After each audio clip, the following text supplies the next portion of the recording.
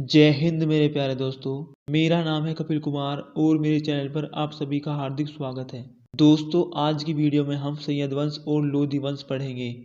चलिए वीडियो शुरू करते हैं। दोस्तों, सैयद वंश की स्थापना खिज़्र खान ने की थी। दोस्तों, खिज़्र खान ने सुल्तान की उपाधि धारण नहीं की थी। दोस्तों, खिज़्र खान के बाद मुबारक शाह दिल्ली की राजगद्दी पर बैठा था।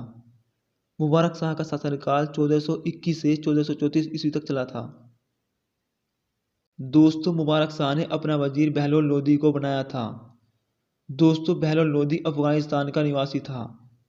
दोस्तों, मुबारक शाह ने बहलोल लोदी को खान ए खाना की उपाधि दी थी। दोस्तों, मुबारक शाह के बाद मोहम्मद शाह दिल्ली की राजगद्दी पर बैठा था। मोहम्मद शाह का शासनकाल 1434 से 1445 ईस्वी तक रहा था।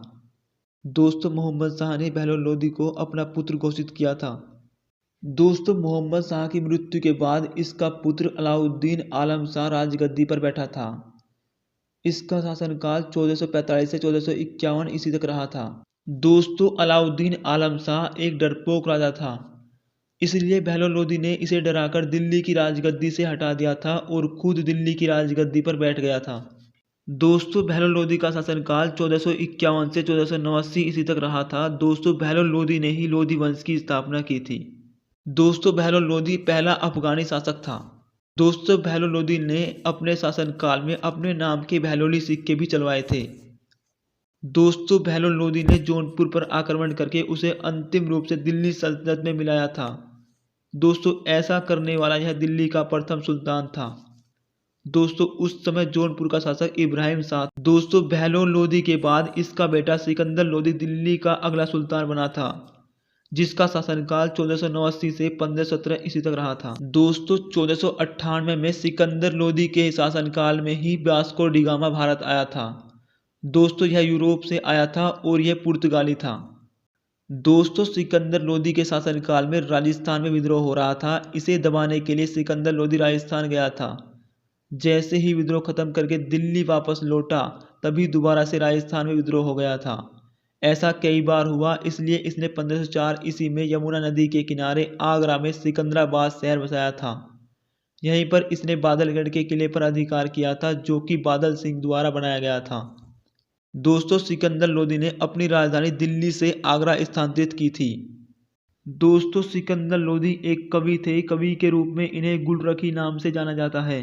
दोस्तों, सिकंदर लोदी की प्रसिद्ध पुस्तक आयुर्वेद पर थी, जिसका नाम फरंगी सिकंदरी था। दोस्तों, सिकंदर लोदी ने नई मापन की इकाई भी चलाई थी, जिसे गज ए सिकंदरी कहते थे और सिकंदरी गज भी कहते थे। दोस्तों, एक सिकंदरी गज 30 इंच के बराबर होता था। दोस्तों, सिकंदर लोदी ने ही कुतुब मीनार की मरम्मत कराई थी। दोस्तों, सिकंदर लोदी के बाद दिल्ली के सिंहासन पर इब्राहिम लोदी बैठा था, जिसका शासनकाल 1507 से 1526 ईस्वी तक रहा था।